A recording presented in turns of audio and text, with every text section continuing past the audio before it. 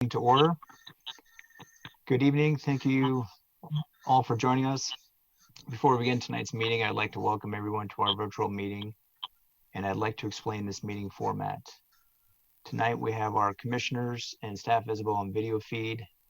Members of the public have been invited to comment on Weaver Speaks in advance of tonight's meeting and are also able to participate live through a web link or by calling on the phone. You can find that information on our meeting agenda at www.weaverspeaks.org. All members of the public who are participating live have been muted.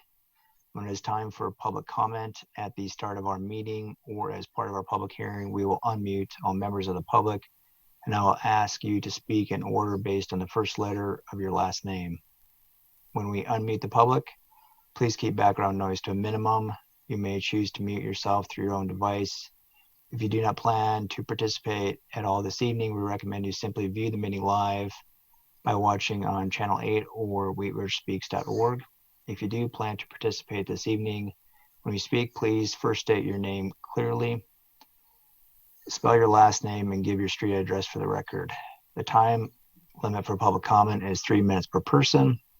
Speakers may not donate their time.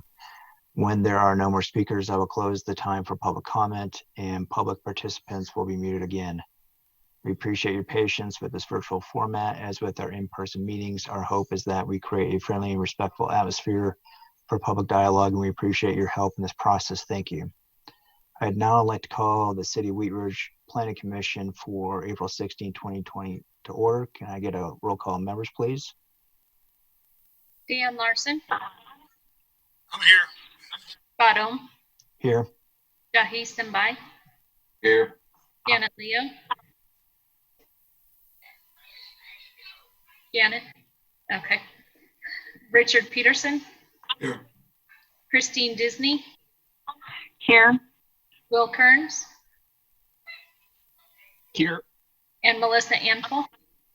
Here. That's everybody. Thank you. The next item is the Pledge of Allegiance.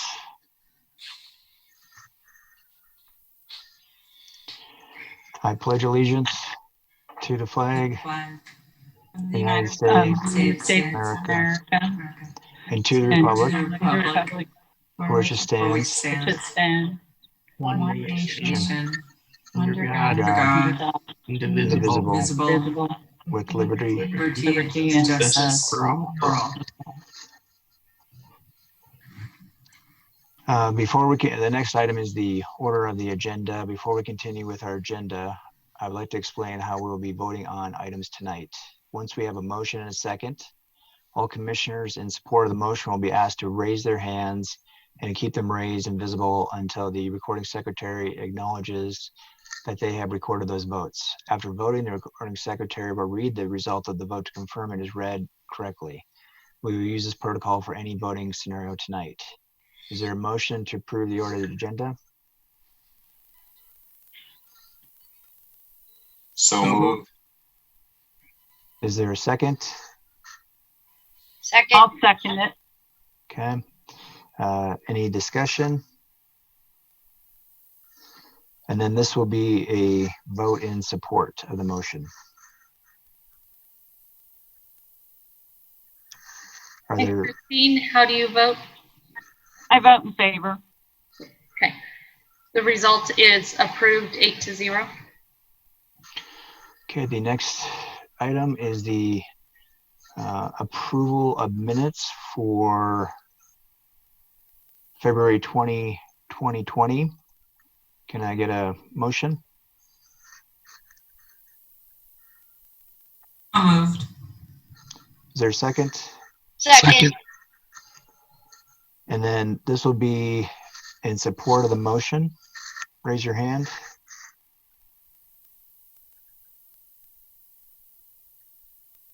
And Christine, how do you vote?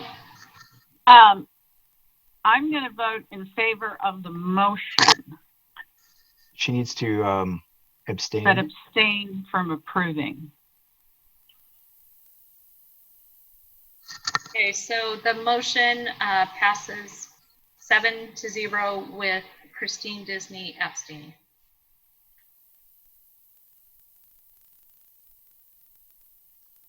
Okay, I will now move to the public forum. This is the time for any person to speak on any subject not appearing on tonight's agenda. You will have a maximum of 3 minutes to speak. Please give us your name, spell your last name, and share your address. We will now unmute all participants. Please keep background noise to a minimum. If you do not plan to speak this time, you may mute yourself through your own device. Is there anyone wishing to speak whose last name begins with A through E? Please speak now so I can recognize you. Yes, I would like to speak. Hello? Hello? Yeah, this is Ariana Morozovich at 3651 Ward Road, Wheat Ridge. Can you Can you hear me all right? Hello? Can you please spell your first and last name? Sure. It's Zoriana. Last name is Morozewych.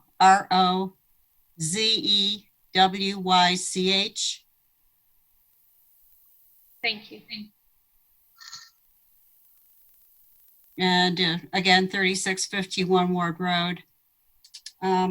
My comment is we should not be holding these meetings when the public can't come. People don't know about this meeting. This is not representative democracy. It took days of looking for the public meeting signs. We finally found it today by driving past the road closed barricades on the frontage road. This is not representative democracy. It almost makes it look like someone has something to hide. I'm sure that's not the case, but that's what it looks like. That's my comment. Thank you. Thank you. Is there anybody else with the last name A as in Adam through E as an elephant that wishes to speak? Okay, is there anyone whose last name begins with F as in Frank through J as in Jack wishing to speak on items not appearing on tonight's agenda? Is there anyone whose last name begins with K as in Carl through O as in owl? I would like to speak. I just wanted to let you know. Hello? Yes, please say spell your first and last name. Odarka Figlus. It's ODARKAFIGLUS. And your address, please? 10580 West 34th Avenue in Wheat Ridge. Thank you. Okay, go ahead. So I'm calling for a couple of reasons. One is I just wanted to let you know that I just got an email from Tara Leventer that she is trying to get on, but she has not been able to join this meeting. I don't know what the issue is, but she's saying I cannot get on. And so I think you need to know that these public meetings are not without glitches, and they're very new, and they're difficult enough for us to do, but it's really frustrating when people want to get on and speak to you but can't. And I want to echo what the previous caller said, that having a posting, if you have a public hearing that's supposed to be noticed, and you put the notice where you have to drive past a number of road closed barricades because there's construction there, in order to see the sign, I don't know how you can consider that to be truly public posting where you're really trying to get the public to know what's going on and to participate. And it just doesn't reach a basic level of fairness to do that. And I know we're trying to pretend that business is as usual in the city, but it's not a normal situation. And I think one of the other things you need to ask yourselves is how much effort has been going into actually making sure that people of Wheat Ridge know that you're having these meetings. We've been reading in the paper that a lot of other communities have put off all public hearings of public interest until after this emergency is over, but there's no reports in there. At least the least you could do is publicize in the paper. And I'm not saying you guys, I'm just saying the city in general. Least we could do as a city is to publicize the fact that we're even having these hearings through the media, through the newspapers, et cetera. We don't see that. All we see is that communities aren't doing this. And so why would anyone even think that Wheat Ridge is doing this? So that's my comment. I just think it's, is this really good democracy, or, you know, You have we don't less want to than give 30 the, seconds left. sure. Yeah. Okay. So I think we don't want to get this impression that people are getting in the way of a democratic government. That's not what this is all about. Thank you. Thank you. Is there anyone else with a last name K through O? Tara LaVenture. Thank you. Please state your name Address. and address. Yes. My name is Tara LaVenture, and my address is 13167 West 33rd Ave, Golden, 80401. Can you please spell your first and last name?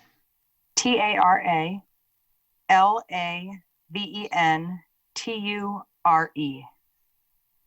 Thank you. Now, does my time start now? Yes. Yes. Okay, cool. All right, so this is just quick to do, not about the gas station, about something else, right? Correct. Okay. I just have a huge problem where they are planning on putting the gas station, which obviously that's the next subject, but the mound of dirt is like about half as high as the actual hotel. And I have numerous videos, pictures, everything time-stamped of how there is such a lack of dust control. It's disgusting. I have scrubbed my house, my curtains inside, my kids' bedrooms, my bedrooms. If you leave the windows open, the dust control that they have is so bad. The dirty silt and everything comes in and is on the back side of my curtains. All over my windowsills, I clean, I dust, I scrub the outside of my house. The screens are covered in dirt. The exterior windows have to be cleaned all of the time. And I want to know if something's going to be done about this, because I know it's been brought to the attention of everyone often, and it's really an unsafe living condition here. And I obviously, like I said, I have the videos, I have the proof beyond measure. I have proof. And I just wonder, is this going to be something that can be taken care of, or do I actually need to call other people like the EPA? Do I, if it's something that can be taken care of here and resolved, and someone can come and like wash my house or give me better screens, great. But otherwise, I'm going to have to start fighting this. I'm going to have to start doing something with the EPA. I'm going to have to start working with the county and everybody else about how this is not a safe environment for the residents that live in the surrounding area. And it's a huge complaint with all of my neighbors who did not receive this letter. Can you guys see me? Can you see me? No, just your No. name. All right. They didn't get the letter for this meeting for April 16th for the gas station. So that's what I wanted to spend my 3 minutes on. Was it's disgusting. You guys should really come by my house, have a cup of coffee, wipe your hand on a windowsill that I clean all the time, and just see.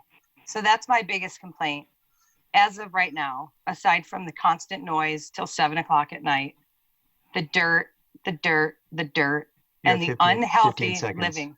Yep. My screen porch is disgusting. I can't live. We can't enjoy our home right now. So that's all I had to say about that. Okay, thank you. Is there anybody else with a last name that begins with K through O that wishes to speak?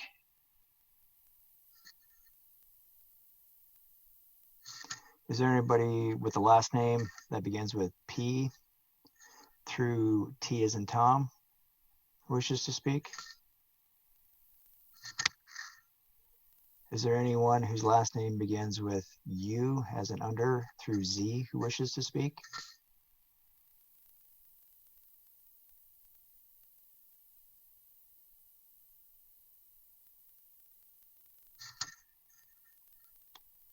Is there anyone else from the public who'd like to speak on items not appearing on tonight's agenda?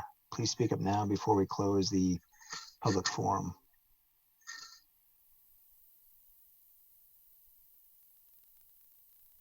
Is there anybody else?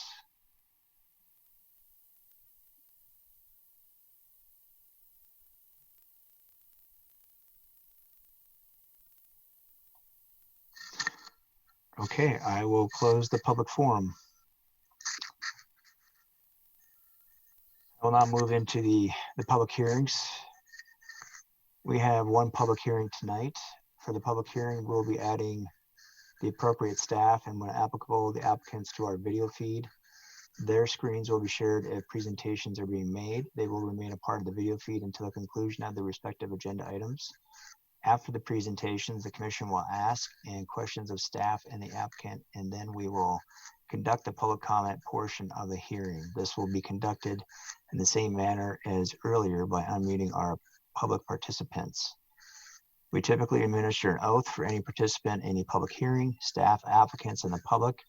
In this virtual meeting format, we are administering the oath in a different way. If you comment during a public hearing tonight, by choosing to testify, you are agreeing that the testimony you give will be the truth as you know it.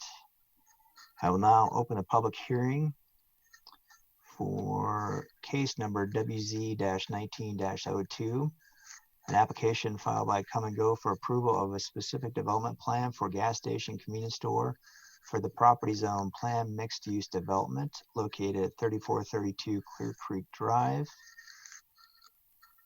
and ask for the staff report.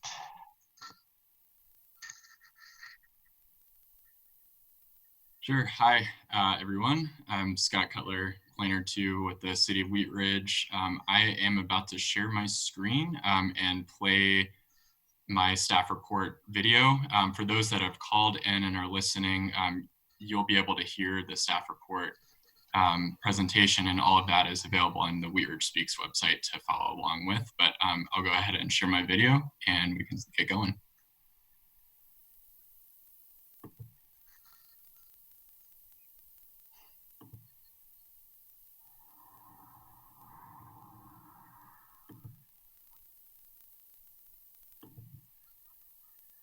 Hello, my name is Scott Cutler, and I'm a planner with the City of Wheat Ridge Community Development Department. I'm presenting case number WZ-1902, which is approval of a specific development plan at Clear Creek Crossing. I'd like to enter into the public record the contents of the case file, the zoning regulations, and this digital presentation. The City of Wheat Ridge. All appropriate notification and posting requirements have been met, and therefore the Planning Commission has jurisdiction to hear the case. So noted. This is a 2018 aerial view of the property, which is outlined in red. It's about 1.57 acres and it's currently vacant. It's on the east side of the Clear Creek Drive and south of the New Hook Ramps. Clear Creek Drive is currently under construction. It is the first and southernmost commercial parcel of Clear Creek Crossing to develop, and it is part of Planning Area 4, which is the Vineyard Commercial District. This is the zoning map of the area. The site is zoned planned mixed-use development, as is all of Clear Creek Crossing. Some surrounding areas, including the 70 West Business Center to the south and Applewood Village Shopping Center to the east, are zoned planned commercial development. Unincorporated Jefferson County is located to the southwest. The applicant is requesting to build an approximately 5,700 square foot Come and Go store and 6,000 square foot gas canopy. I'll show all of this on the next slide. They're providing a landscape buffer area between gas pumps and the street, 2 points of access onto public streets, connections to an undeveloped lot to the north, a plaza containing bike repair stations and seating, an outdoor seating area for store customers, and parking surrounds the building on 3 sides. The specific development plan consists of 17 pages, including the site plan shown here, a landscape plan, building elevations, photometric and lighting details, and site furnishing details. This site plan is annotated to show both the locations of the buildings and the public streets on both sides of the development. The parking and drive areas are shown in gray. The site connects to a vacant lot to the north at 2 locations, allowing access through this property to the streets at the time that property develops. The site can be fully circulated. Crosswalks and ramps are provided for pedestrian circulation throughout the site. As you can see, the gas canopy is located along Clear Creek Drive for visibility purposes towards the west of the property. The bike repair station and seating area are located at the southwest, just north of the main entrance. The drive aisles are appropriately sized for field trucks and snowplows. This is the landscape plan for the site. A wide landscaping buffer is located between Clear Creek Drive and the canopy. The project exceeds the minimum 20% landscaping coverage for this planning area. The site does not include the I-70 embankment to the east, which will be maintained by the Longs Peak Metro District, which is responsible for Clear Creek Crossing. There is a retaining wall on the south side of the property that has already been constructed, which will be screened by many shrubs along its frontage. These are some of the elevations for the building. The other elevations are included in the staff report. The style is driven by the Clear Creek Crossing Design Pattern Book and the Vision Book. It is meant to have a modern agrarian aesthetic, blending modern styles with a traditional agrarian feel. The use of stone veneer and board and batten siding attempt to accomplish this goal. Cement panels styled as cedar also make up a large portion of the building, shown in the brownish color. The gas canopy columns are covered in the stone veneer all the way up to the top of the canopy. Lots of windows are provided on the storefront, and a small patio is provided for market guests to eat outside, which is shown on the right side of the top elevation. City Council approved the rezoning of Clear Creek Crossing in 2018 to a planned mixed-use development with an outline development plan and design pattern book to accompany it. This SDP is based on the standards approved under the ODP and in the design pattern book. Since Wheat Ridge is not a full-service city, we sent the application on referral to outside agencies including fire, water, and sanitation, as well as completed an internal review. The engineering and planning divisions have found the SDP to be approvable. Outside agencies have no remaining comments, and the applicant is responsible for coordinating utility service at time of building permit. A plat is also under review for this site to establish easements and lot lines and is nearing administrative approval. Before the hearing, the property was posted for 15 days and letters were sent to property owners within a 300-foot radius. This presentation is available to view on the Wheat Ridge Speaks website. Ultimately, staff has concluded that the request is in compliance with the approved outline development plan, consistent with the design pattern book, and consistent with the purposes of the plan development. All agencies can serve the property. It will allow the development of the site as presented this evening. The Planning Commission is compelled to review the application against the SDP criteria for review.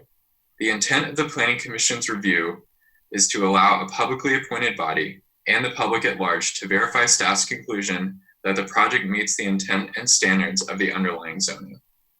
For all of those reasons, staff is recommending approval of the request, and recommended conditions of approval are provided in the staff report. That concludes my presentation. Thanks.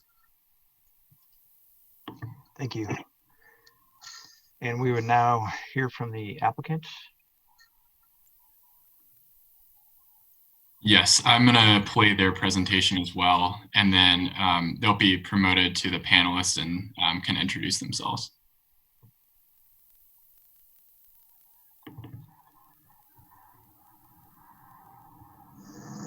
My name is Christine McBride, Development Director at Evergreen Development.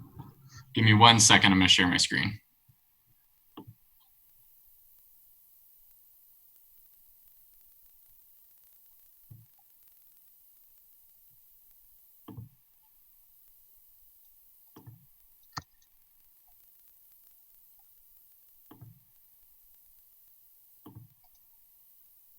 All right.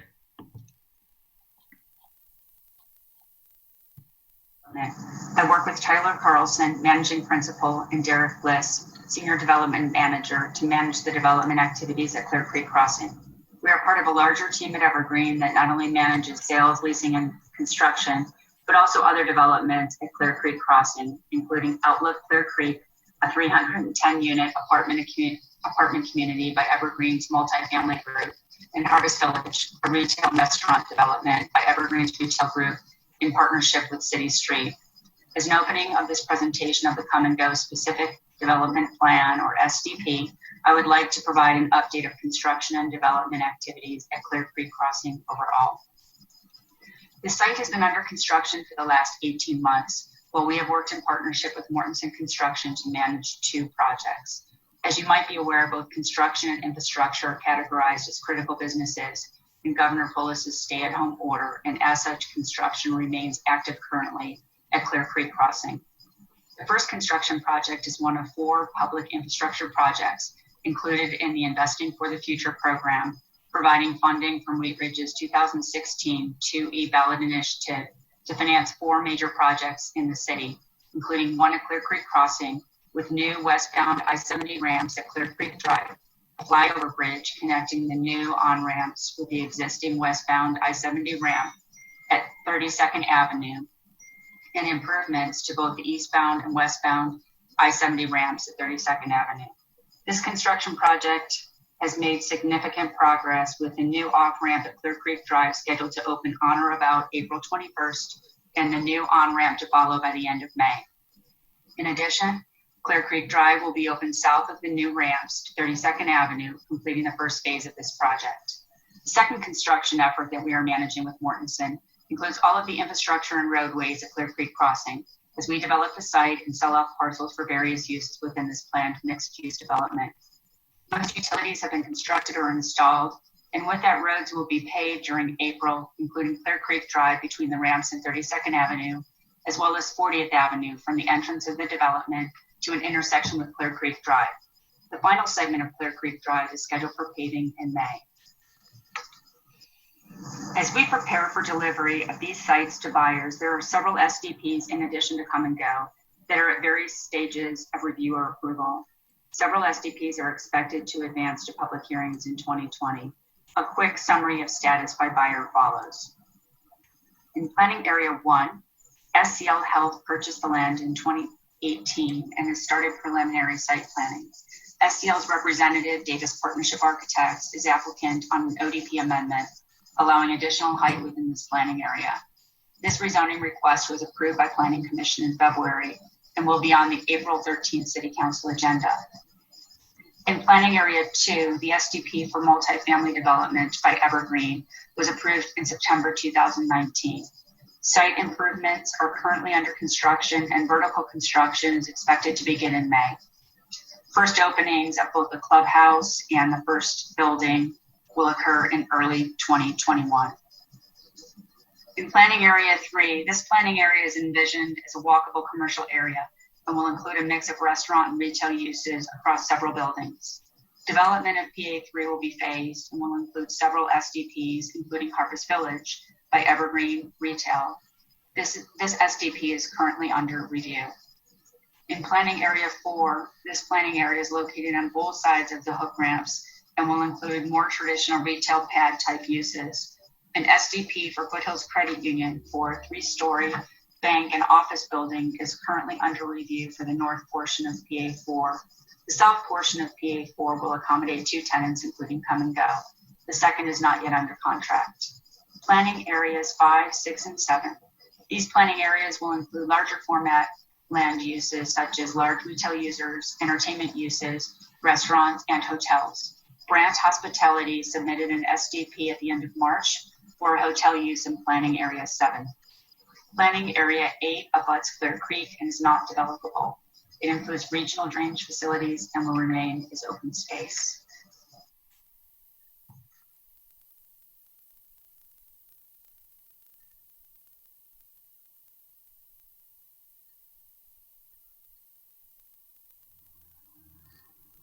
Good evening, good morning, good afternoon. This is Robert Fiebig with Come and Go.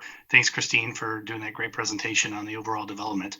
My name is Robert Fiebig. I am the real estate manager for Come and Go, 1459 Grand Avenue in Des Moines, Iowa. I'm here with Dan Garneau, our site development manager for Come and Go at the same address. He and I are going to speak to each slide of this presentation. So Come and Go has been around since 1959. We currently have over 400 plus stores in 11 states in the United States. It is a privately held company with the third and fourth generations running the company today. Come and Go today is in 400 plus stores in 11 states, as Rob just mentioned. Of those, 69 stores are in Colorado, and we do have 6 more currently under development, under construction, and 18 currently in development. We serve more than 500,000 customers every day, and we have more than 5,000 store associates. Come and Go, being a private company and a family-run company, takes corporate social responsibility very seriously and integrates it basically into the entire DNA of the company. And one of the more significant ways that Come and Go is able to directly affect the communities that we serve is by donating 10% of our profits to support businesses and nonprofit organizations in the community in which we operate the stores. This is a list of charities and other businesses that Come and Go has been fortunate enough to be able to donate to over the last 5 years. Come and Go is always trying to support efforts from local charities, specifically that can benefit the community in which we have our stores. With every store Come and Go develops, especially in the Colorado area, we're talking about a $6.5 to $8.5 million investment. Fuel and tax, sales tax on $6 to $10 million worth of sales, and employment in each store can run 10 to 15 employees, of which 75% are full-time. Come and Go was also announced during this COVID-19 pandemic that we're currently involved in that store employees are going to get a $2 an hour bump in pay for the course of it, and some other benefits too. But I think that's just another way that the company, being family run, really is trying to look out for not only the communities that we serve, but also the employees who come from the communities that work in the stores. As part of our green initiative, Come and Go is working with local or with state, national EV charging companies like Tesla, ChargePoint, and others. And in this particular case in Wheat Ridge, we'll be working with one of them to hopefully bring EV charging to the site. Come and Go takes green initiatives very seriously and tries to incorporate it through every aspect of the business, including store operations. And one of the ways in particular that we do that, and through a pilot program that was initially started in Colorado in January of 2017, is through the food rescue program.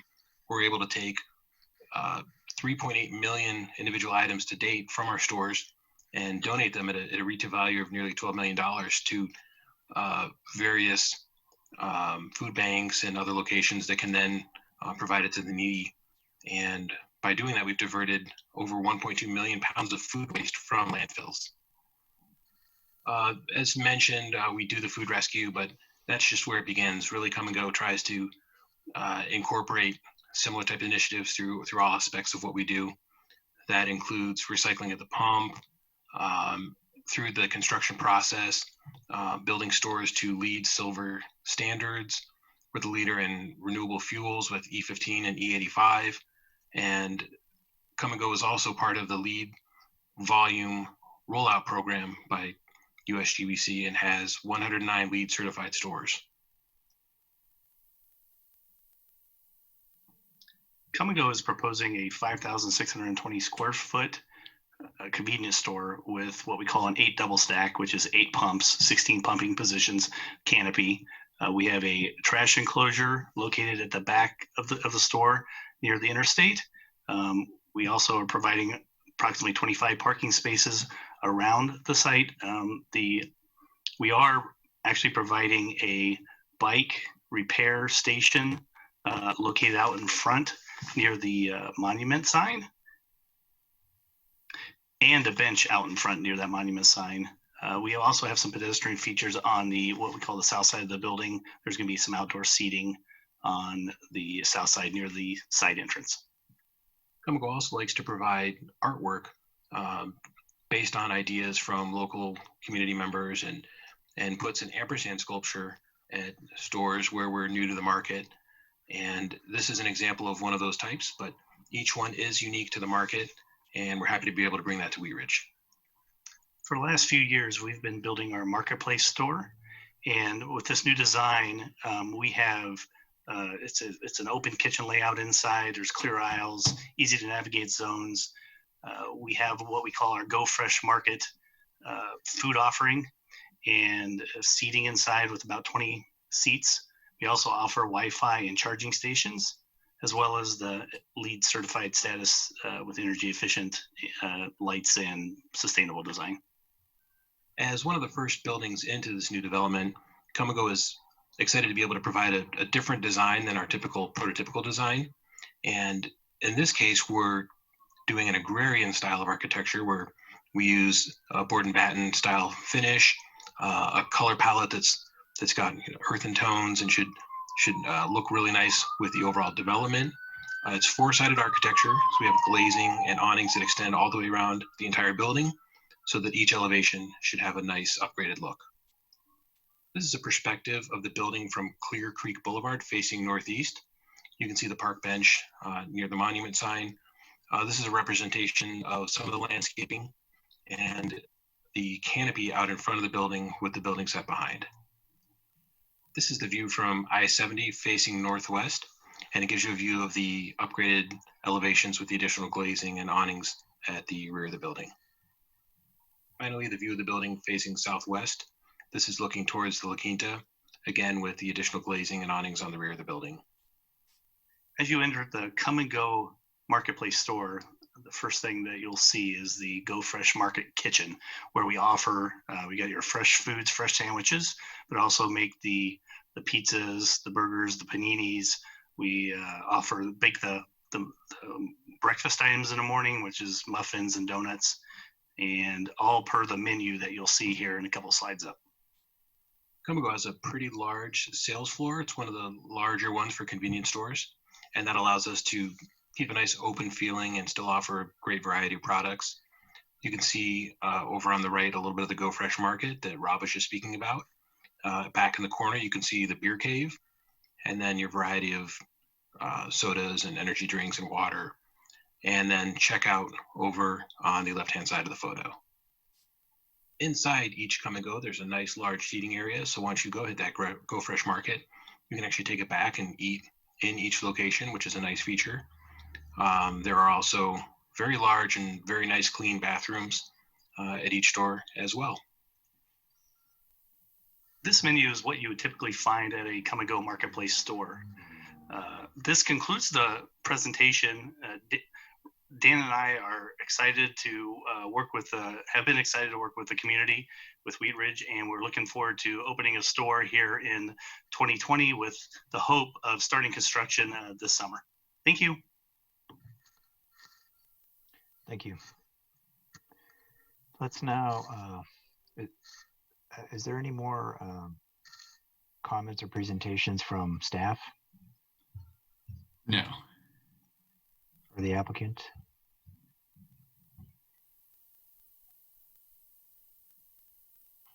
I'm going to go ahead. This is Lauren McLeod, Planning Manager. So we've got part of the applicant team has been promoted onto the screen. So you're seeing Christine McWright, and we have, let's see who else is on here. Dan and Robert from Come and Go, and I'm going to elevate their civil engineer as well as the city's civil engineer. So we can do questions of staff and the applicant at this time before we get to public comment. Okay, let's start with staff questions first. Commissioner Kearns, any questions? No questions. Commissioner Simbai, any questions for staff? Just one question currently.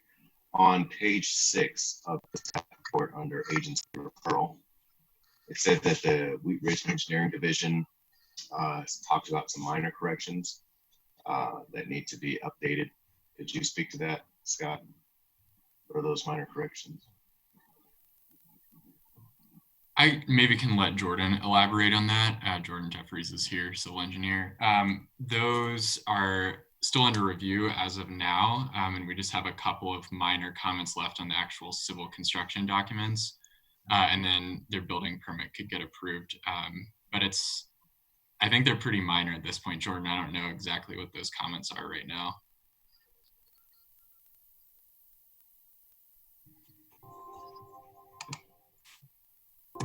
Sorry, I was trying to unmute myself. Yeah, there's nothing of significance really. It's just annotation things. The bike area, the patio was a little steep. We were looking to have them flatten that out. Some minor signage indicating the truck route. There's maybe 10 or 12 things, but things that that don't really give us any concern. Nothing like a redesign or anything like that, just minor cleanup items.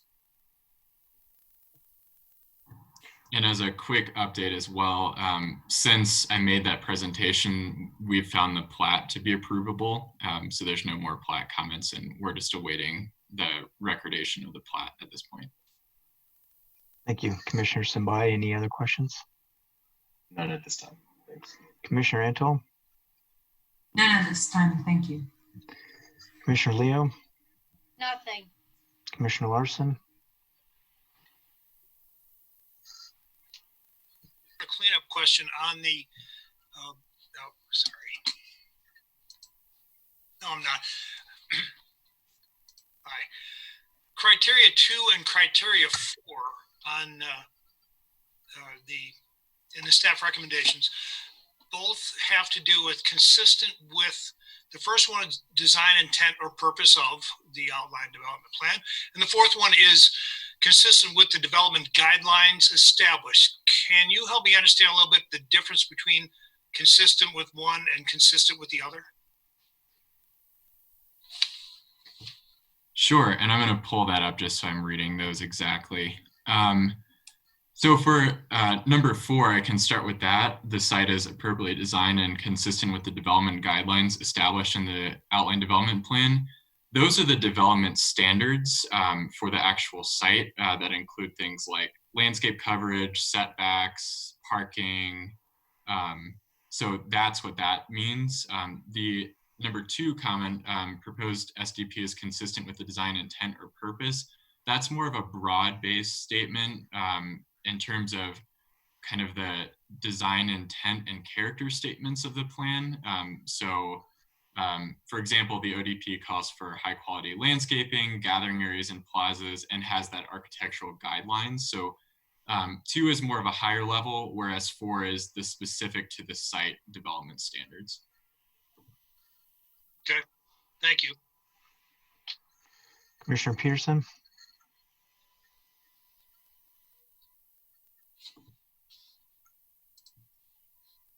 Yours is on mute, Commissioner Peterson. Mute should be in the bottom left.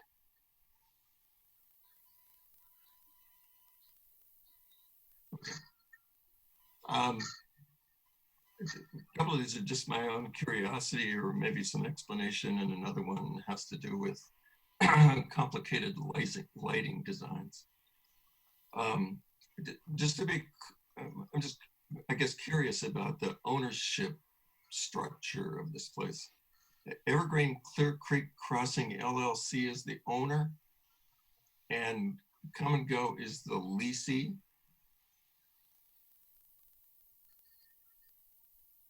Christine, would you want to answer that one?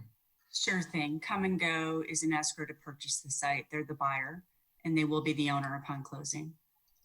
Okay, and so Come and Go simply leases the space or the building, everything? They purchase the site, they build on the site, and they own both the building and the land under it. Okay. As a bicyclist, I raised questions about Clear Creek Trail when we first considered this. So now I have more questions. And how does this connect to Clear Creek Trail? in the fairly immediate future, how does it connect? I mean, there's a bicycle repair station. It's a convenience store, but I don't see how bicycles get in and out of there. You've never ridden a bike out there, so 32nd and getting access to the gas station from 32nd is, let's say, life-threatening. Maybe Jordan can comment on this a little too, the design of the bike lane. So there's going to be an actual bike lane on Clear Creek Drive from 32nd Avenue all the way north to a connection to the Clear Creek Trail. And actually at intersections, those are going to be striped with enhanced green paint striping. So when you're actually heading north on Clear Creek Drive, you can make an easy right onto the curb ramp and onto that bike plaza area. But I don't know the exact design of how the bike lane functions. Yeah, but at the moment it's a bike lane to nowhere, right? Currently, because it's not fully constructed. But as I recall our earlier discussion, it won't be fully constructed for quite some time. And having been out there just recently on my bike, there are retaining walls all over the place. And so I don't see how you can get easily from Clear Creek Trail to the gas station and the bike repair stand. So I can chime in here. Scott pretty much hit the nail on the head. On Clear Creek Drive, there will be 4-foot bike lanes on both the east and west side, all the way from 32nd Avenue, all the way up to the end of Clear Creek Drive, the cul-de-sac. And then at that point, there's a trail that kind of winds around and ultimately connects with Clear Creek Drive. The bike lanes should be in here, I believe, in May or June, whenever Clear Creek Drive is fully paved. As far as the trail that extends north from the cul-de-sac to Clear Creek Trail, I'm not sure when that's going to be put in. Maybe Christine can give an update on that. And also the retaining walls, those won't be anywhere near the bike trail. You know, they're off on the individual parcels, and those shouldn't really be an issue for bicyclists. Okay. The one thing I might add, sorry, this is Lauren. There is a master subdivision improvement agreement for the entire project, and before any CO is issued on any site, whoever finishes first, the requirement is that the improvements of 40th and Clear Creek Drive, including that bike trail, would be completed. So they're not there now, but it's a mandatory requirement before whomever finishes construction first out here. Okay. Then I have one more question. I assume all 17 pages of the proposal are fair game. So I'm not a lighting engineer. I don't think anybody on this commission is a lighting engineer. And so I'm handed 3 or 4 pages of lighting specifications, which are quite honestly fairly meaningless to, unless you're a lighting engineer and understand all the details of very small print light specifications. So usually a gas station, and I come from Iowa, so I know come and go. Those islands, the canopies, are usually very, very bright. And I assume this will be open 24 hours a day. So somebody has to assure me, somebody who knows lighting has to assure me that the light spill off that canopy isn't going to be just this blinding flood of light. It's a big canopy. There's a photometrics plan that should show what that light spillage is. Right, yeah, I was just taking a look at that. So Commissioner Peterson, we as staff analyzed the photometric plan, which is page 21 of the staff report. I don't know what page it is, 9 of 17 of the actual SDP document. Right. And the numbers around the edges show the light spillage outside of the property boundaries. We have worked with Come and Go on this a little bit, but we also confirmed that all of the lights are fully cut off. So there isn't up lighting on the site, but the numbers around the property boundaries are low. They're actually in the 0 to 1 range, which means that there's minimal light spillage, especially to the west, which is where the residential area is. There will be some light spillage to the north, but that's going to be another commercial site. So that's not really an issue on that north side. That's the credit union? That will be a potential future development site. The credit union is north of that one, just north. Okay. But there won't be much light spillage, and because it's a canopy that won't light up the sky, supposedly. Correct. And Wheat Ridge actually requires all lights to be downcast. So there aren't going to be a bunch of spotlights or anything like that on this site. Okay. What about the lighting on the monument sign? I don't remember. I'm going to try to go to that page. I believe it's internally illuminated though, so it's not a giant LED. For the fuel prices, we have city requirements on that dimmers have to be installed on those. So if there are complaints about really bright fuel prices, those can be actually turned down. But they're showing as LED digits, but everything else would just be internally illuminated, so not extra lights shining on the sign. Okay, well, what I wanted was some assurance on it, because nobody can read those diagrams except engineers.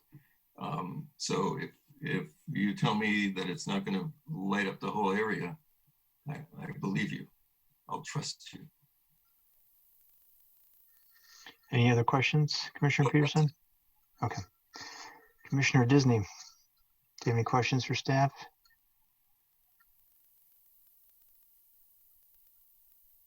You are still muted, Commissioner Disney. No, I'm trying. I have no questions. No questions? Okay.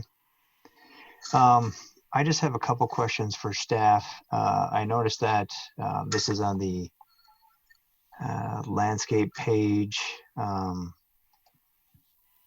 It's sheet 4. I don't know which one is on the actual PDF. But anyway, the property line isn't marked, but it appears that there's on the northwest and northeast side, there's 2 corners of landscape that are beyond the applicant's property. Is that property being included in the minimum 20% for this project? It is not. We do allow SDP boundaries to go outside of property lines, and in this case, the applicant has chosen to do some landscaping a little bit outside of the actual property line in preparation for development of that adjacent site. So the northern, that property owner, the northern lot will get credit for that landscaping when that comes time to develop? Correct. And just to clarify for everyone's sake, the property line is down the middle of that drive aisle. So that drive aisle straddles the property line. Okay. And then I did notice that during the applicant's presentation, it showed 2 dedicated Tesla spaces set for Tesla only. How does that affect required parking spaces, since those 2 parking spaces are out of play? No, I'm gonna try to find the parking count. I know the site has more parking than is actually required, but I don't have the exact counts in front of me. Okay. And they would need to get an electrical permit and work with the city on the location of those chargers, but we're in support of that if they choose to do that. Okay. And then on there's a lot of labels missing, but on the southwest corner of the building, this is still, I'll just stay on the landscape plan. It's labeled as public art on the previous page, so that is the public art. And my question is, if it's public art, why is it placed far beyond the public onto private property? And it's taking the place of, it's essentially, it's a tree island, and that's essentially where a tree would go to provide shade. Does the absence of a tree and that tree island still meet code? Yes, it does. They Okay. actually have more trees than they need to for this site per code. And perhaps the applicant could comment on the actual placement of the ampersand and why it's in that location. I'm not sure. Okay. This is Dan Garneau and Rob Fiebig with Come and Go. Usually what we do is we place the sculpture, and it says public, it's really on our private property, and it's something that we're providing. So there may be a little bit of a misnomer, but we usually place it out in front of the store. It's a place that customers like to go and take selfies and look at the artwork and things like that. So that tends to drive its location. So it's usually somewhat near the front entrance, but in a spot where customers can see it and enjoy it. Okay, because I did notice there's a black rectangle that's not labeled, and on the previous page that shows that, I believe, as a bench on that towards the front. There is a bench out near the monument sign, and that's for pedestrian use. So that's public space right there. I would assume that the public art would have been near the public bench, but if there's no requirement from the city to put a tree in a tree island, then and the city doesn't have any comments, then I'll move on to the next question. The other question I have is on the far east side, there's a trash enclosure that is, there's a 10, it appears it's not labeled, none of the easements are labeled on the landscape sheet, but on the previous page, it shows that there's a north-south 10-foot utility easement, and the trash enclosure is over that 10-foot, it's clearly over the 10-foot easement. Is there any comments from Excel PSCO? Have they reviewed this plan, and did they have any comments of the structures in their easements? And I'll put that out for the applicant or staff. I can start and then maybe turn it over to the applicant, since they're the ones that will ultimately have to work with Excel to get utility service on the site. But we sent the SDP to Excel twice. They did not comment on that. They often request perimeter utility easements. And I would say about half the time, no utilities actually go into those easements. I haven't seen the utility plan for this site. That's something that the applicant should be working on if they haven't already with Excel. But if Excel's looked at it a couple of times and seen no issue, then we don't have an issue with it either. That being said, anything built or constructed in an easement, including landscaping, if Excel does need to get in there for any reason, it's at the applicant's risk that it would have to be removed or relocated temporarily during construction. So there are numerous, on the south side, there are numerous evergreens that are in that 10-foot utility easement as well. And so that would be the same boat there, that they're at their own risk if they plant them in Excel says no trees. Correct. Okay. Are there any other questions for staff from the commissioners? If there are, please raise your hand. Yes, go ahead, Commissioner Larson.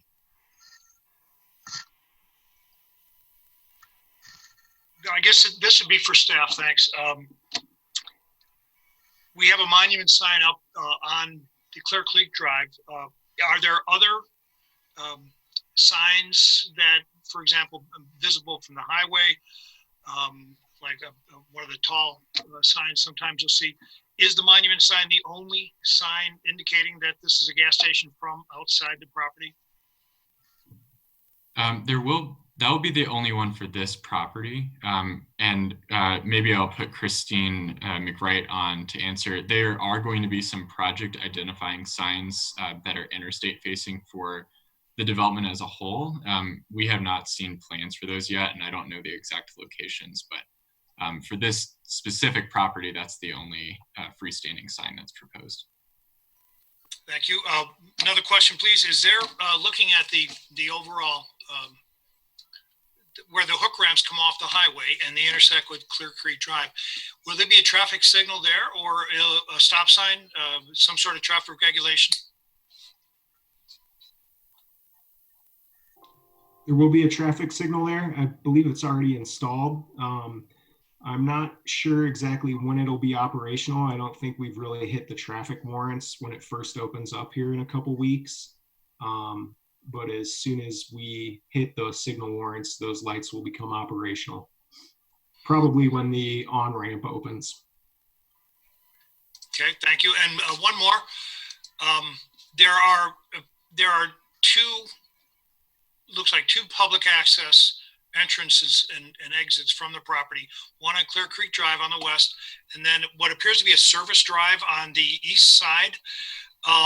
That service drive, first off, tell me how you access, where you access that service drive from, and then is the turnoff into the property for come and go, is that the end of that service drive, or does it continue on? So it's Youngfield Service Road, which heads southbound from the site and then connects back up with Clear Creek Drive just north of 32nd Avenue. So it goes around the existing La Quinta Hotel and then makes a turn to the west and hits Clear Creek Drive that way. So yeah, it will not continue north. It terminates at the property. And that service drive, well, I'm thinking about the deliveries and trash pickup and whatnot on the east side of the building. And it looks like in order for the way the trash receptacle is oriented, that for example, the trash pickup truck would have to go all the way around the front of the station and around the north side, and then turn toward the south so he can back in to pick up the trash. Does that seem a little clumsy in terms of the design, or am I missing something? So the trucks that will be able to enter off of the main entrance on Clear Creek Drive, really that service drive is more for exiting trucks just due to sight distance issues at the main entrance. So trucks can enter freely from the main entrance. They just have to use that for the exit. Okay, thank you. Is there any other questions from the commissioners or staff? Okay, Commissioner Kearns, is there any questions for the applicant? No questions. Commissioner Simbai, questions for the applicant? Commissioner Leo, any questions for the applicant? Commissioner Larson, any questions for the applicant? Yes, thank you. Looking at where the underground storage tanks are located, they are obviously close to the gasoline pumps, which makes sense, but I'm not seeing where the refill connectors are located.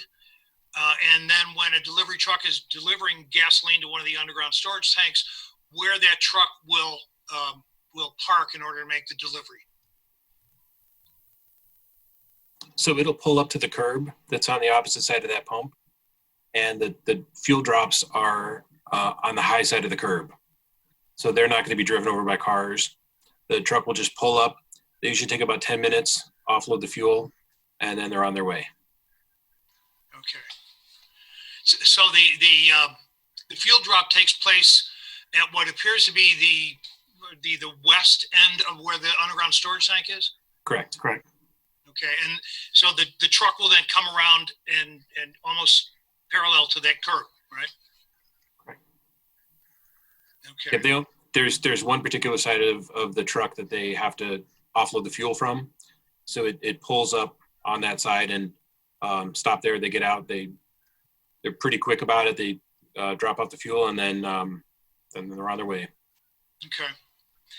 And one other question it has to do with sort of site drainage.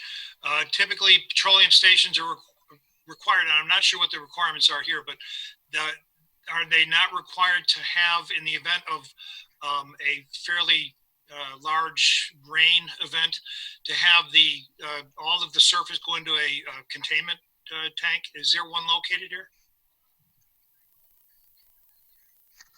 In other words, the runoff from a rainstorm doesn't drain directly into the storm sewers. Eric, do we have any special, containment as far as manholes on this one, or I don't know if Jordan, if you guys require it. So. No, we do not currently. It goes to the regional detention bond provided by the development. Okay. And then the fuel tanks are balanced. There's not a city There are dead men requirement that that I'm tie them aware down of on in the that. ground. The drainage does ultimately drain to the regional water quality pond up north of PA1 and PA2. So it will receive a little bit of treatment there. But the city doesn't have a requirement for containment. Okay. And what is recycle at the pump? What does that mean? So we have recycle bins basically at each pump, so that you know, if someone's throwing out their garbage when they stop at the pump, they have the choice of recycling. It doesn't all go straight into the garbage. Yeah, I appreciate that. Thank you. No problem. That's all I have. Thank you. Thank you. Commissioner Peterson, any questions for the applicant? Commissioner Disney, any questions for the applicant? No.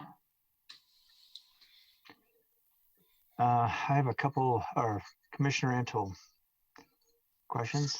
No? Okay. I just have a couple. One was on the far west side, what is a tank overdig limit? So basically, when they go to install the tanks,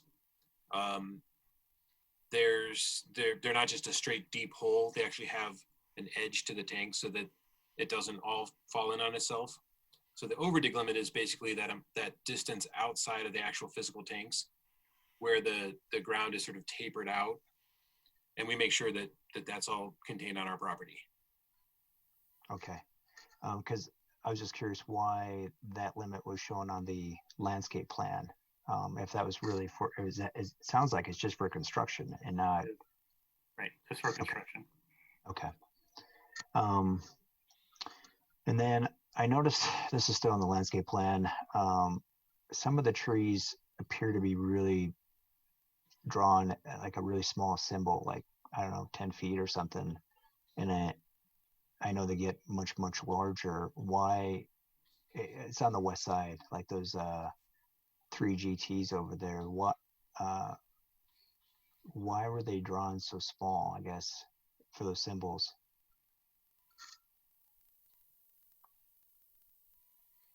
Eric, you can answer that. I think we show them at a mature height and spread. So if they're not to scale, I'm not sure why that's the case.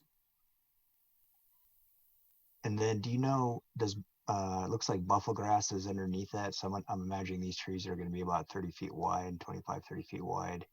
Does buffalo grass tolerate shade produced from those shade trees? Because I'm also looking at, looks like there's some not on this, they're shown on this plan, but the streetscape is going to have, I don't know if those are canopy trees out there or ornamental trees that are in that streetscape. They have like a really large circle.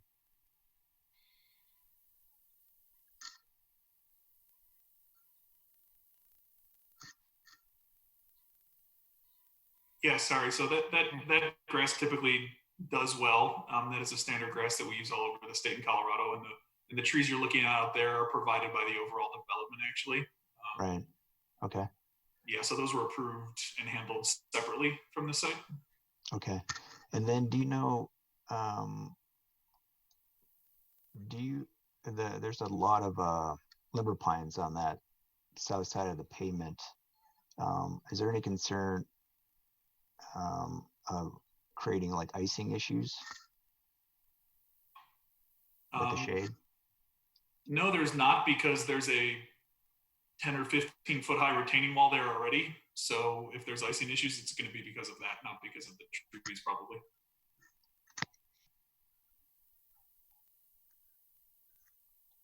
Okay. Because north is up, right? Yes. And these limber pines will get like 25, 30 feet tall.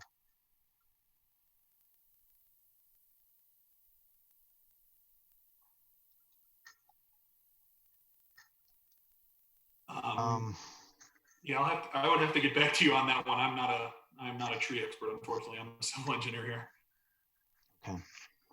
I think that's the only that's the only questions I have for the applicant. Are there any other questions for the applicant?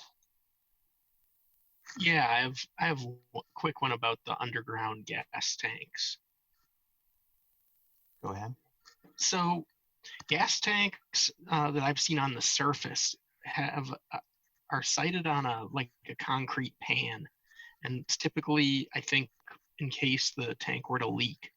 Are these underground tanks situated on a similar structure, or are they just buried in the ground? They are, well, they're buried in ground, but these are double reinforced, double walled fiberglass tanks. Okay. As far as leaks go, we have the top detection system for convenience stores in the country. We've got so many, when there's a leak, air leak, when there's even any minuscule fuel leak, which it doesn't happen often, but we have sensors everywhere underground. So, and the tanks are tied down, anchored down. Every part of the system is monitored, right, and tracked inside the store, and automatic alerts are generated if there's an issue. And then there's automatic shutoffs within a certain distance from every part of the site. Great. Thank you. You're welcome. Commissioner Larson? Yeah, one more question, guys. And this kind of gets to the maybe the come and goes sort of mindset for development. But as you know, there's a Phillips 66 station right on 32nd Street.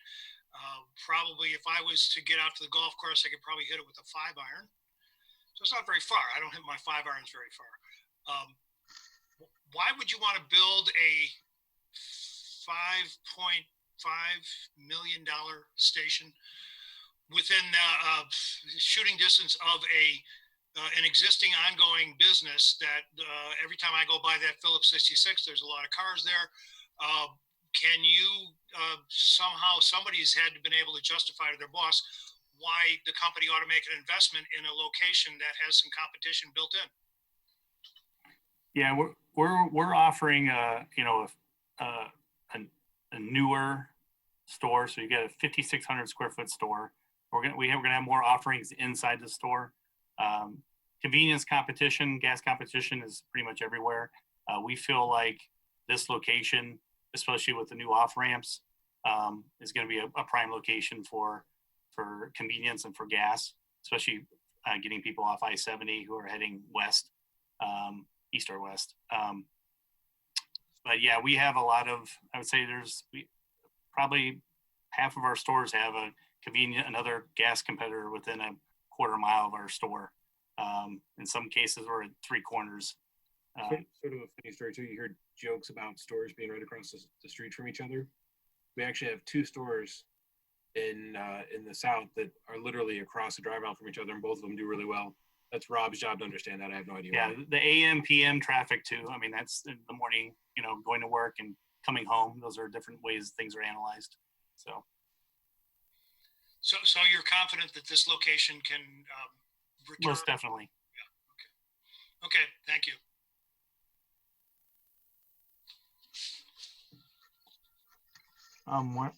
One last question on the landscape plan that I had is for the on the far right side over by the trash enclosure. There's 3. It says PE. Those are the spruce trees, which they get really tall.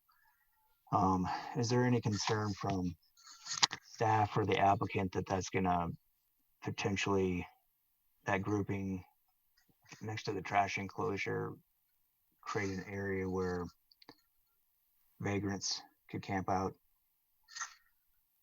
as those trees mature?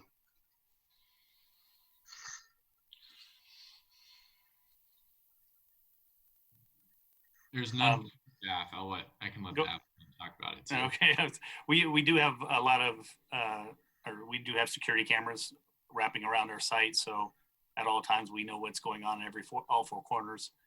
If there is a homeless issue or somebody just hanging out, we will definitely work with the city on that. But I'm assuming those trees won't be that tall for hopefully 15, 20 years. And maybe at that time, we talk to the city about replanting or doing something else if it becomes a problem. Okay, thank you. Is there any other questions for the applicant or staff from the commissioners? Okay, we will now move to the public comment. I will now open a hearing for public comment. If you wish to comment on this case, you will have a maximum of 3 minutes to speak. When I recognize you, please give us your name, spell your last name, and share your address. We will now unmute all participants. Please keep background noise to a minimum. If you do not plan to speak at this time, you may mute yourself through your own device. Is there anyone wishing to speak whose last name begins with A as in Adam through E as in elephant? Please speak up now so I can recognize you.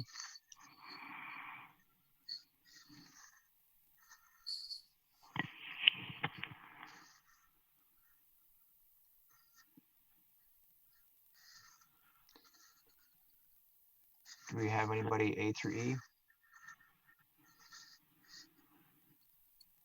Okay, I will now move on to anyone whose last name begins with F as in Frank through J as in Jane.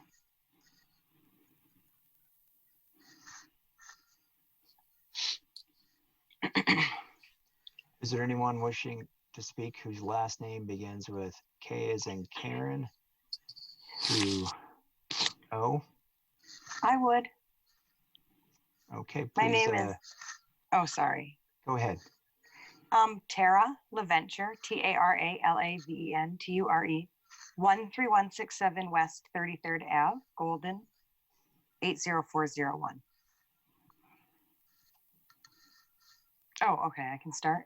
Yes.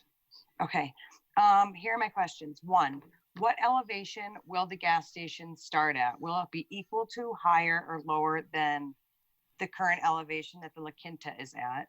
2, the developers stated that the mailing for this was 15 days in advance. However, my letter was dated April 2nd, and I don't think I got it until the 4th.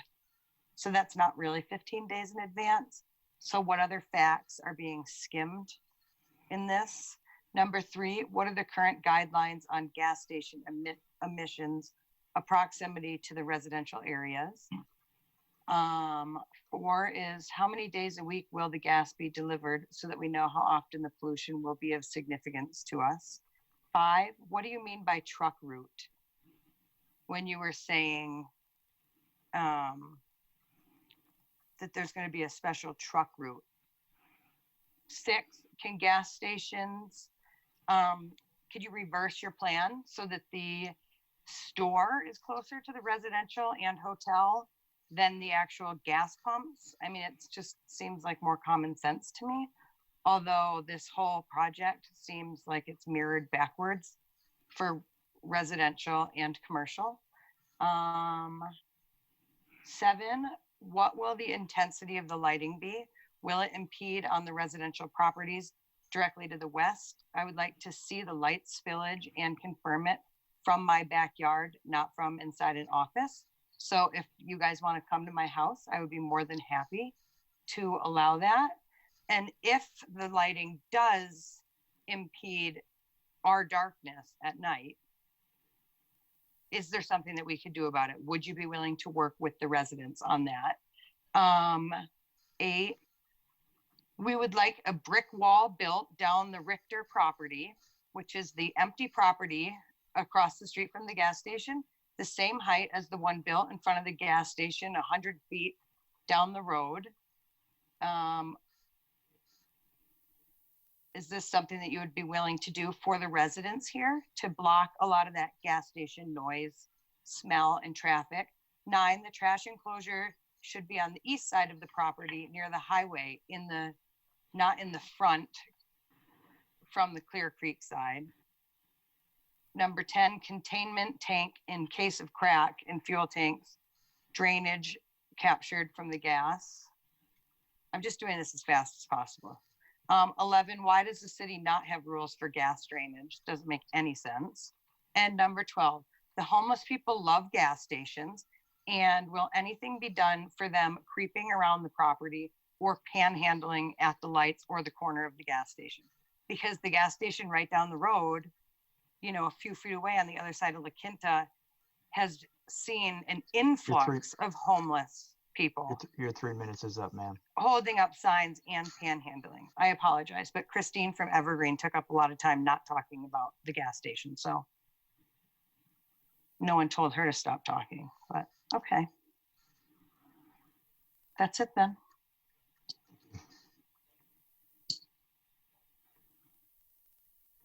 Okay, we will now move on to the next. Are there any more speakers? K through O? Yes. Zoriana Morozovich, ZORIANA MOROZEWYCH, 3651 Ward Road. Okay, I have significant environmental pollution concerns with 2 gas stations within a stone's throw of each other. I don't understand the need for 2 gas stations. I understand it's commerce, but what's going to be the environmental impact of having 2 gas stations there in an area that used to be beautifully pristine? Second is light pollution. I share Commissioner Peterson's concerns, but I'm not as trusting of you all as he is.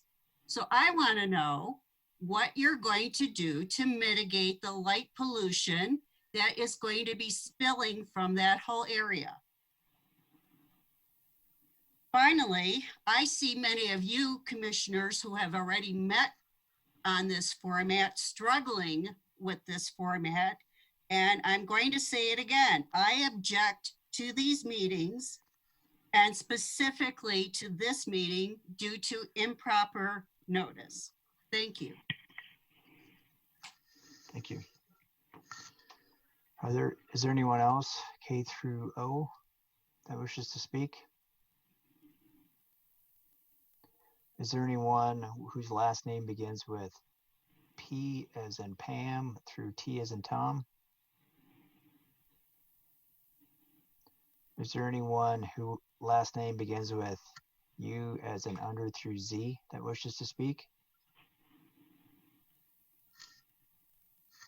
Is there anyone else from the public who would like to speak? Yeah, I would like to speak. Please spell your name. This is Odarka Figlus, ODARKAFIGLUS at 10580 West 34th Avenue. And I have a couple of comments. First of all, I've been watching on Channel 8 on Wi-Fi, and I keep losing it, and it keeps going in and out, and attempts to resume, eventually it resumes, and then it drops again. We've also, sometimes the audio drops, even though the visual might be there.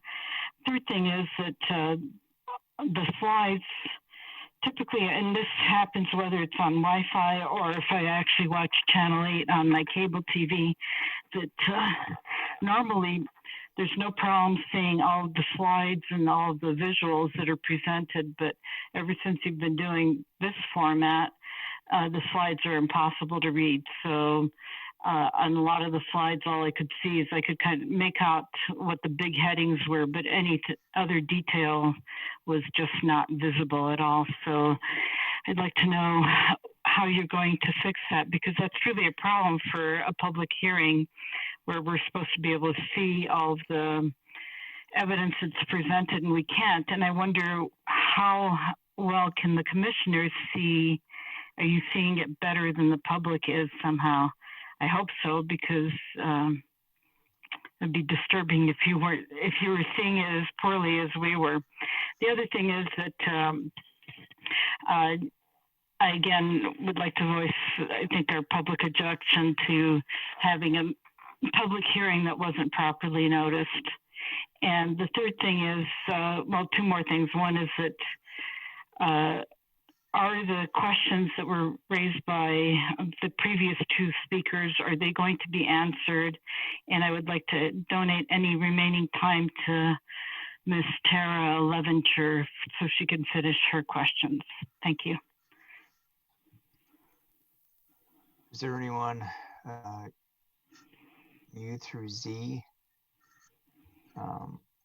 that wishes to speak and time may not be yielded or donated. I think I made that clear at the beginning of the meeting. Is there anyone who has not spoken, U through Z?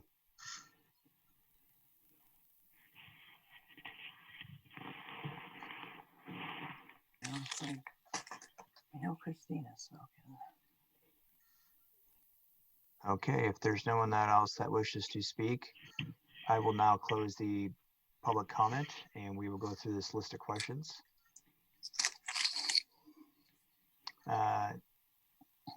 The first question was, let's just do the easy one first. The truck route was a question. My understanding that is a CDOT snowplow truck route, or was that person referring to the gas station truck route?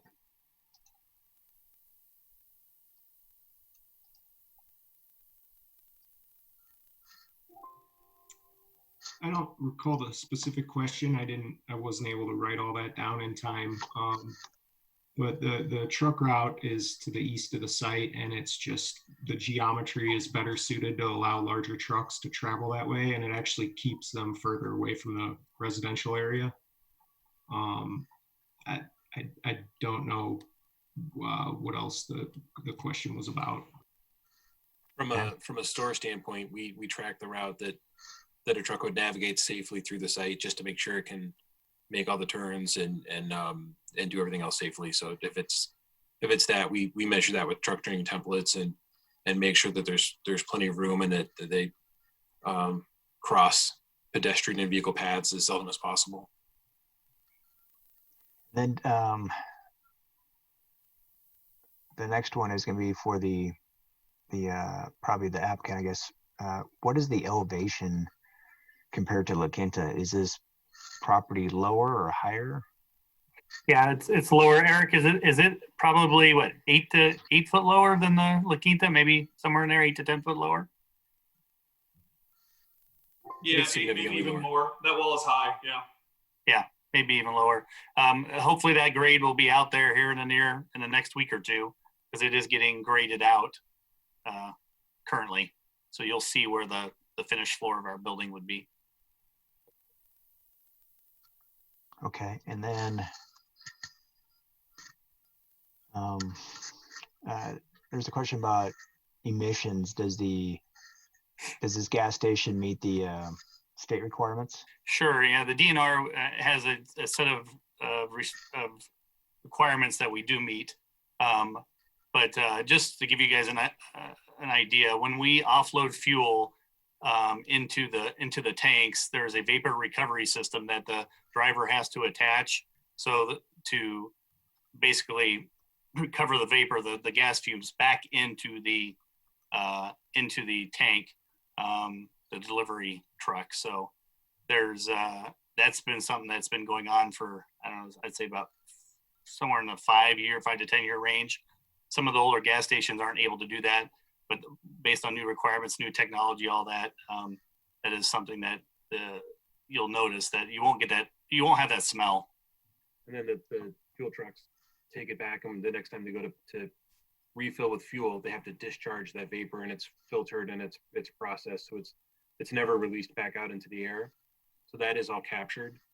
I think the technology that is employed nowadays is so much better, I think, probably than most people realize. But even for, the question was asked about tank leaks. The tanks are contained; they're double-walled fiberglass, so the rate of any sort of failure is very, very, very low. And when there is, it just fails inside another tank, and then immediately there's a sensor that goes off, and it's fixed quickly. And we're monitored by the state, and it's the utmost priority is the safety. And from an environmental standpoint, I think without question, Come and Go is probably the most environmentally friendly fuel center in the country. As much as it is a fossil fuel industry. Okay. Let's see. The next question is going to be the orientation the gas station store, why the pumps versus where it is at. And I don't know if there's a misunderstanding. I'm looking at this just at the landscape plan, and my understanding is that north is up, and that the trash enclosure is on the northeast side next to the highway, Correct. which is the far opposite side of where the residential is. That's correct. Yes, it's the furthest possible location on the site from residential. Okay. And then why the pumps closer to the road than the store? We had discussed this a little bit in the pre-application meeting with the applicant. I'll let them respond to the design. I think it's just really about access, since all the access comes off of it is. It's about fitting everything possible in the most efficient way on site, and then getting the traffic through in an efficient and safe way through the pumps. And it just is how it ends up working out best from a safety standpoint and an operational standpoint. I don't know if you have anything. Yeah, I was gonna say, if you can picture backing into Clear Creek Drive, we'd have a building. We'd be unable to unload our product from the back of the store. We'd have one less extra drive through the development. Also, we've got 3 drives going north-south through to connect to the north for the next development that's going to go in next door to us. So we've got to provide proper access for everybody, and the way that we have it laid out is very much the most efficient way. I'll maybe just add, if I could, I participated in the writing of the zoning documents, and some planning areas in Clear Creek Crossing do require that the buildings be closer to the street. In this particular planning area, because of its adjacency to the hook ramps, the zoning documents acknowledge that it's maybe a more auto-oriented location in the site, and so there's not a requirement for the buildings to be closer to the street near the hook ramps. The applicant did explore it at staff's request, just to ensure that the site design we were getting was the most logical one, but the zoning would not require that the building be closer. Okay, and then it was brought up again about the gas drainage. I think it was kind of what Commissioner Peterson had chatted before, asked a question about if there's like a storm event. The underground tanks are all regulated by the state, and I know there's a question about why doesn't the city do that, and city just doesn't have the resources to duplicate those efforts. But as the come and go guys spoke to, they're double walled tanks with monitoring. So I think that's the modern way to handle containment. And they might have something to add on that, but.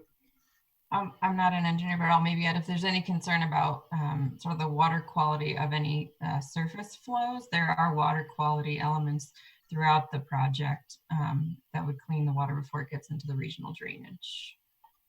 And then even just to add one more thing, that if something unforeseen or catastrophic did happen, we are still responsible then for going back and cleaning up the site after the fact. And then there's some questions, and this might be for staff and the applicant, as far as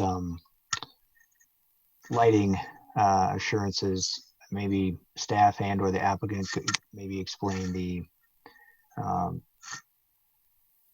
I'd be happy to talk about this a little bit too.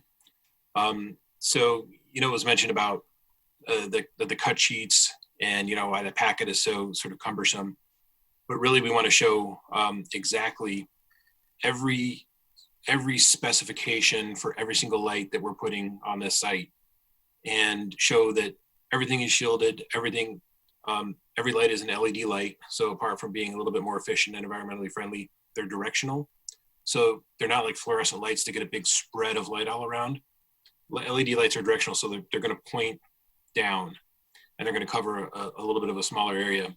So because of that, we can have lights even that are call it nearer to the property line, but they're going to go straight down, and they're not going to bleed off and cause a bad situation for residential neighbors. Having said that, we do a complete photometric which means that we measure every single light and the amount of light that it emits and the direction that it emits. And then we track that across the entire site. And we make sure that there is 0 to very, very little less than 1 foot candle amount of spillage, just even at the property line. So you say even, let's go past the property line and it's less and less and less to nothing the farther back you get. So there won't be any glare because of the directionality of the lights and the shielding of the lights. And then I think from a use standpoint, the most amount of light is concentrated under the canopy. And that's really just to have the visibility of being able to read the pumps, what's being charged, safety, things like that. But again, it's all directional. Everything is surface mounted, and there's not a whole lot of spill outside of just that section. So if there are any issues or concerns after the fact, we always will do our best to be good neighbors. And if there's an issue, we want to hear about it and we'll fix it. And are those lights on timers or photometric or some type of photo sensor?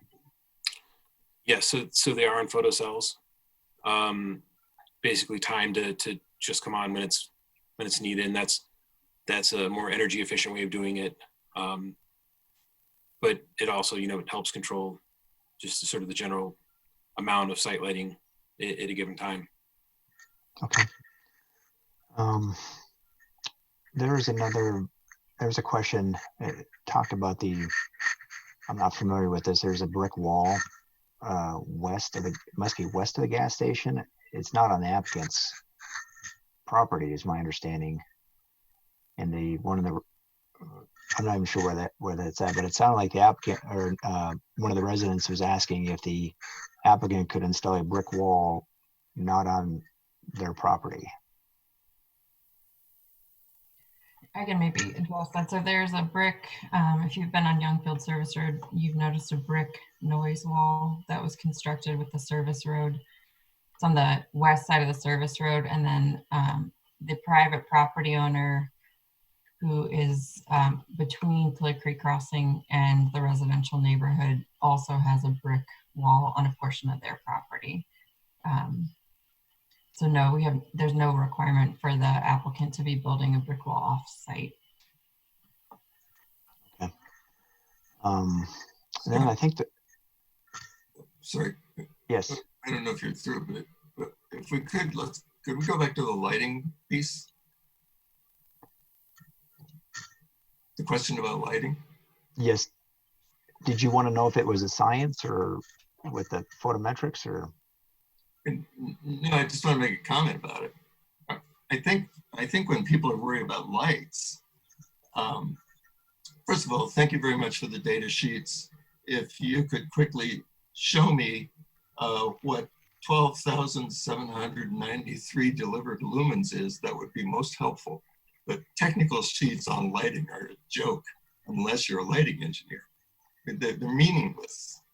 So I think what people are concerned about is we've all gone down a freeway or a major street in a city, but more importantly, a freeway, and seen what I would refer to as an island of light. And you can see it for several miles away. And by the way, I understand that a come and go gas station can't do anything about the fact that it's an island of light, and it will be on all night, I assume. So I think that's what people are primarily worried about. And I understand that you can't do anything about that. That's why I'm not going to press it. But just so you understand where the questions are coming from, those are bright lights. Yeah, I totally understand. And I think the best that we can do is you're talking about the lumens that each light is generating. Yeah, people don't know lumens. Sure, and I think that all factors into the foot candle level, which hopefully is a little bit easier to understand because 0 is none, right? There's no light at that point. And so what we're trying to show is that all those other things, like you're talking about the lumens and the directionality and the the wattages, ultimately lead to none by the time it gets off our property. So that doesn't mean you wouldn't look out at it and see just a total sea of blackness, but what it means is that there won't be any glare, there won't be anything shining at someone's window. That the light is there to just serve its purpose of, you know, either lighting up the pumps or having enough safety for people that, you know, are walking from the pump to the store and things like that at night. But this isn't going to be a huge, you know, you're not going to see it from space. It's not going to be anything like that. No, I understand that, and like I say, I understand that you can't make it disappear at night. And so I don't think there's an easy way to solve the problem. I'm just trying to speak for people who raise questions about the light, and they really do look like light islands when you're going down a road. And but it's a gas station, and they all look like light islands. And just from our standpoint, we're there to be good neighbors too. Yeah. So, you know, it doesn't do us any good if we're upsetting the communities around us. So, as mentioned, if there are any issues, we'll certainly work to address them. Well, yeah, I understand that. I understand. It's a little like complaining about airports because they make noise. Yeah, and I think from another perspective, if I'm driving down a highway and I'm looking for a place to refuel my car, I am not going to stop at a gas station that's dimly lit. It's very simple. If it's not lit, I won't feel safe when I go there. So I am expecting an aisle of light when I pull up to look for some place to get some gasoline.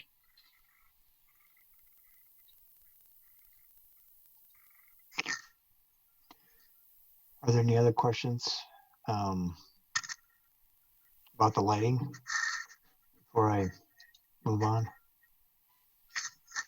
There were some other questions from residents. These are more just, they talked about, this is for staff, about the 15 days notice, that they felt they did not receive 15 days notice. Yeah, I can talk about all of the noticing requirements. So we recognize that it's a challenge when the posting sign is on a property that's under construction or within a development site. The code requires that those signs be on that private property and not beyond it, but it's part of the reason why we also have 4 other methods of trying to provide a public notice. So we did meet the noticing requirements. We have signs on the site as required. The mailing requirement in the code is only 300 feet from the property perimeter. So that's why one of the residents that you heard who was pretty close, she received it, but her neighbors may not have. That's a code requirement. But then we also put the publication in the newspaper, on the website, and on Wheat Ridge Speaks. So we have 5 different methods of notice, and we implemented all of those in this case in compliance with the code. And then one comment was, they had some comments about there are issues with watching or audio. I assume that could be internet connectivity. But are there, can the public get the PDF that we see, the case packet? Sure. So this virtual meeting format is certainly new for everybody, and it's been a topic of discussion at council, and we are meeting sort of with council's blessing as they have requested that city business proceed, including public meetings and public hearings. In terms of public participation in the process, we load the meeting packet and the presentations on wheatridgespeaks.org 2 Fridays in advance of the meeting. The meeting packet's also provided on the city's website through the calendar. So that's our homepage /calendar. Public comment can be submitted on Wheat Ridge Speaks until noon the day before the meeting.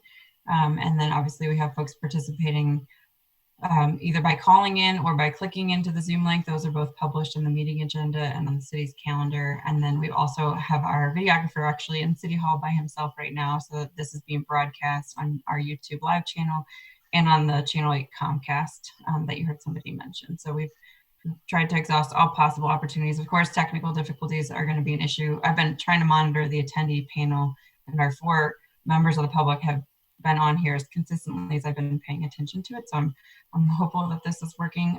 We've noticed that the virtual format is better and more stable off of business hours. So we're just going to keep crossing our fingers that this is working. I know it's not ideal for everybody in a virtual format. We also know that in-person meetings at 7 p.m. on a weeknight aren't ideal for everybody. So we're trying to do the best we can with what we have. Thank you. And then the last question I have is, has to do with panhandling. Is that something that they could contact code enforcement? Panhandling is actually protected by the First Amendment and by some recent Supreme Court decisions. So there's actually not a whole lot that the city can do for that. The police department has certainly been working with our city attorney. It's really if somebody is being overly aggressive or impeding public safety, but panhandling on the right of way is a constitutional right, my understanding. Okay, thank you. Commissioners, is there anything that I missed that those three residents had questions about? Commissioner Larson. There was, and it may go back to the initial public comment session, but there was a concern about dust and dirt piles that were getting away. I'm not sure if the dirt piles in question are on the applicant's property or elsewhere. So I'm not exactly sure who ought to answer this question. We've heard, this is Lauren again, planning manager. We've heard that come up one time before in relation to the site. The city does have one person who is our stormwater manager. He's one person managing all construction sites and sort of runoff and dust issues across the whole city, but I'll bring it to his attention again. I'd be happy to address the question regarding the pile on the site. There's currently a pile on the site that is part of the construction of the soon to be constructed on-ramp. So the off-ramp will be opening next week. The on-ramp will follow it once the existing off-ramp is decommissioned, and that entire process should take about 4 weeks. Thank you. Commissioners, are there any other questions for staff or the applicant?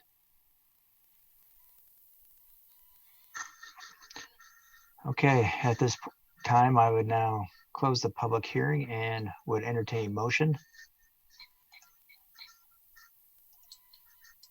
I move to approve case number WZ-19-02, a request for approval of a specific development plan, approval for the construction of a gas station and convenience store on property located at 3432 Clear Creek Drive within Planning Area 4 of the Clear Creek Crossing for the following reasons. 1, the specific development plan is consistent with the purpose of a plan development as stated in section 26-301 of the Code of Laws. 2, the specific development plan is consistent with the intent and purpose of the outlined development plan. 3, the proposed uses are consistent with those approved by the outlined development plan. 4, all responding agencies have indicated they can serve the property with improvements installed at the developer's expense. 5, the specific development plan is in substantial compliance with the applicable standards set forth in the outline development plan and with the city's adopted design manuals. A second? Second. Is there any discussion? I just want to say I'd like to thank everybody for coming, and I think it's imperative that we keep proceeding with these cases to keep things moving along. I know it's a tough time for everybody, so I appreciate everybody coming out and appreciate your patience. This is new for everybody, so I think it went really well. So thank you to staff. Let's call for a vote. Everybody raise your hand if you are in support of the motion.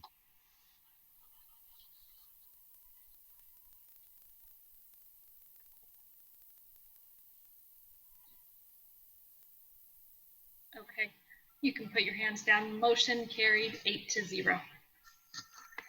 Thank you, everybody. We will now move on to, is there any old business? No old business.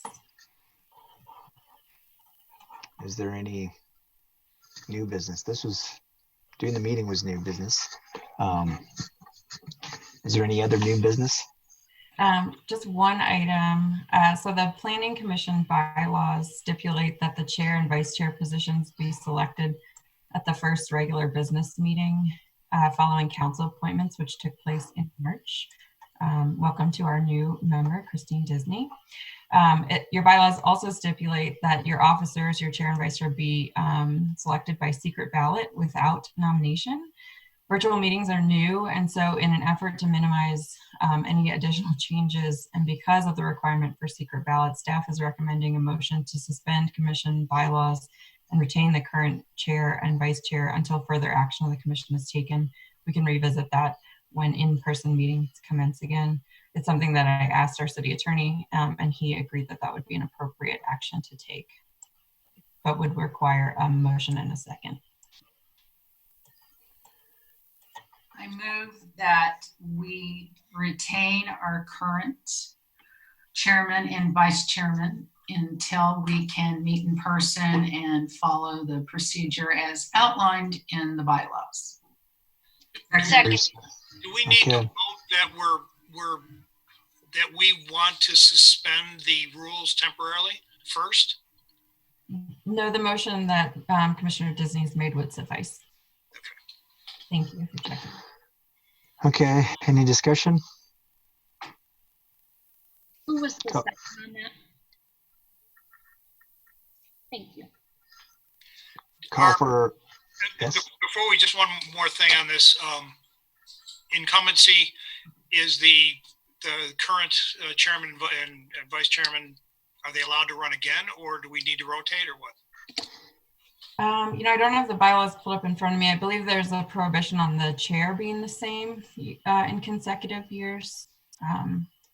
But we can double check those rules when we would vote again in person. Yeah, my understanding is that on the chair, I can't be reelected as a chair, and the vice chair cannot be reelected as the vice chair, but the vice chair could be elected as the chair. Yep, certainly the vice chair could. In other words, Chairman Ohm, you're finished as chairman, huh? No, not yet. Not if this motion passes. Not yet. Okay. Almost. So, all right, you want to go ahead and try that again? I'm sorry for interrupting on that. So we have a first and second, and now we're going to vote on the motion to suspend the rules for the commission, meaning the voting for new chair and vice chair until this says until further action is taken by the commission, but I think the intent is until we meet in person, so we can do it by secret ballot. So the vote is on temporarily suspending the rules requiring a secret ballot. Did I hear that right? Okay. Yeah, the election of officers. Yep. I will make that motion. It's already been made. It's already been made and it's been seconded. We just need to vote. So if everybody could vote for the motion. And if there's any.